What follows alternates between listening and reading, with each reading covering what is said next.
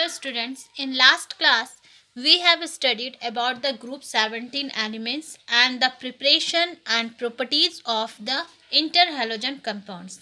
Today we will study about the group 18 elements and this is the last topic of this chapter. सबसे first जो है वो हम लोग आज स्टडी करेंगे ग्रुप 18 एलिमेंट्स को और ये जो है वो आपके पी ब्लॉक चैप्टर का सबसे ही लास्ट टॉपिक बचा है। तो सबसे फर्स्ट हम लोग ग्रुप 18 एलिमेंट्स में कौन कौन से एलिमेंट्स प्रेजेंट है वो जान लेते हैं। Group 18 consists of 6 elements: helium, neon, argon, krypton, xenon and radon are group together in group 18 of the periodic table. Group 18 जो है इसमें कौन कौन से एलिमेंट है, इसमें 6 एलिमेंट्स प्रेजेंट रहते हैं। कौन कौन से? हीलियम, ठीक है, neon, argon, krypton, xenon and radon, ये 6 एलिमेंट जो है प्रेजेंट रहते हैं group together of the in the periodic table. और इन जो 6 एलिमेंट्स को हम लोग जो है वो नोबल गैसेस भी बोलते हैं, ठीक है, नोबल गैसेस, या फिर it is also called as inert gas, इन्हें इनर्ट गैस भी बोला जाता है। तो ये 6 एलिमेंट्स जो है यहाँ पे देखिए मैंने लिखा हुआ है helium, neon, argon, krypton, xenon and रेडन।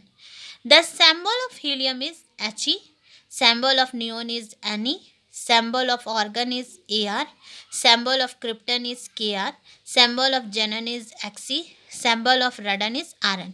ठीक है, अब हम लोग इसका एटॉमिक नंबर स्टडी करेंगे।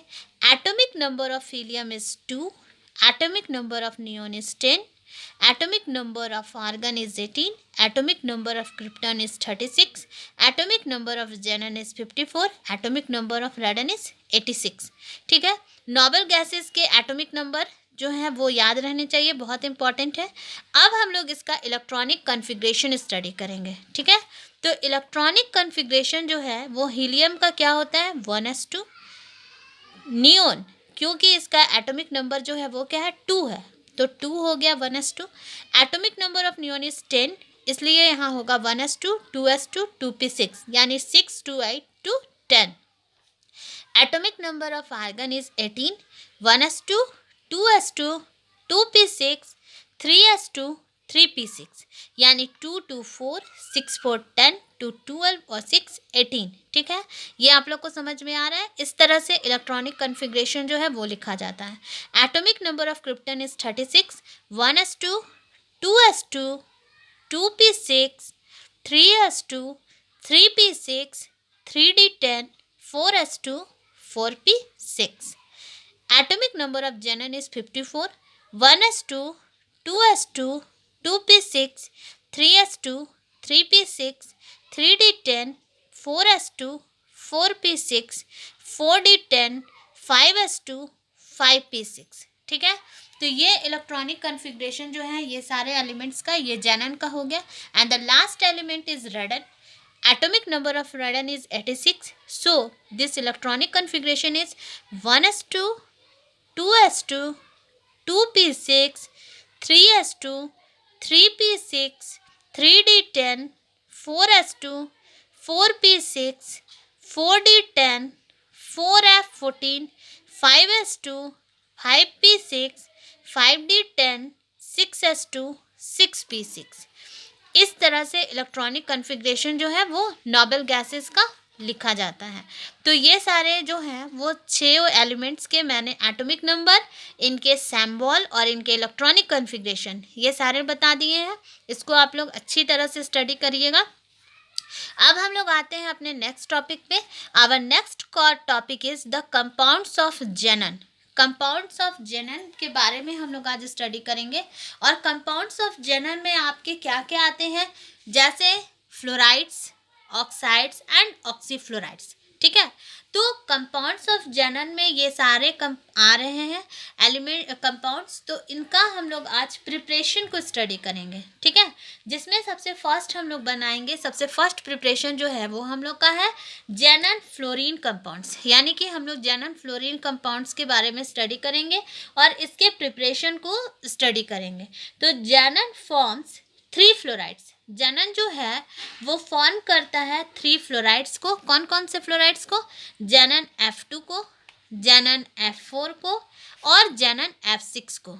ठीक है, तो ये तीनों कंपाउंड्स को ये फॉर्म करता है। And this can be obtained by the direct interaction between जेनन and fluorine under appropriate experimental conditions. यानी कि जनन जो है ये 3 कंपाउंड्स को फॉर्म करता है, और ये कब फॉर्म होते हैं? जब डायरेक्ट इंट्रैक्शन होता है किनके बीच में? जनन के बीच में और फ्लोरीन के बीच में, जब अंडर अप्रोप्रिएट एक्सपेरिमेंटल कंडीशंस में ये फॉर्म करता है। Means in this preparation the first xenon is react with F2 in the presence of nickel tube and 1 bar pressure and 673 Kelvin temperature। जब ये प्रेजेंट रहते हैं तब ये कंपाउंड्स का फॉर्मेशन करता है। यानी कि ये जनन जब F2 के साथ रिएक्ट करेगा देन इट फॉर्म जनन F2। तो ये क्या बना देगा? जनन F2 को। द सेकेंड रिएक्शन इज जनन is react with 2F2 in the presence of nickel tube in nickel tube at 673 Kelvin and 7 bar pressure. Then it form जनन F4। Then it form क्या ये बनाएगा? पहला जनन टेट्राफ्लोराइड यानी XeF4। ठीक है। The third is reaction is when जनन is react with 3F2 in nickel tube at 575 kelvin temperature. यानी जनन जो है वो रिएक्शन जब करेगा किसके साथ रिएक्शन करेगा? 3F2 के साथ करेगा, तब ये बनाएगा क्या बनाएगा आपका? जनन F6। ठीक है, जनन हेक्साफ्लोराइड यानी xenon difluoride, xenon tetrafluoride and xenon hexafluoride का प्रिपरेशन हो गया। जनन F2, जनन F4 और xenon F6। Then our next topic is xenon oxygen compound. यानी कि जनन ऑक्सीजन कंपाउंड्स के बारे में हम लोग को स्टडी करना है। The oxides and oxyfluorides of xenon are obtained from the fluorides. Oxides और ऑक्सीफ्लोराइड जो है जनन का, वो किससे मिलता है? ऑब्टेन्ड होता है फ्रॉम किससे? फ्लोराइड से। यानी कि इसमें जो है हम लोग इसका प्रिपरेशन को स्टडी करेंगे, और इसमें कौन कैसे ये प्रिपेयर्ड करेगा जनन ऑक्सीजन कंपाउंड को, वो हम लोग देखते हैं। सबसे फर्स्ट तो हम लोग इसमें रिएक्शन करेंगे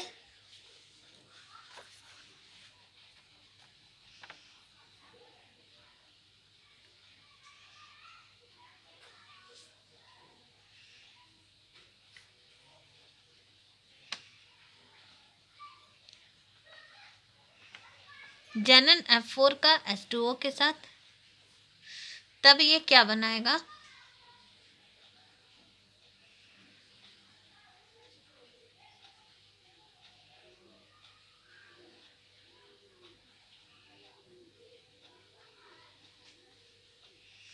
जनन F4 प्लस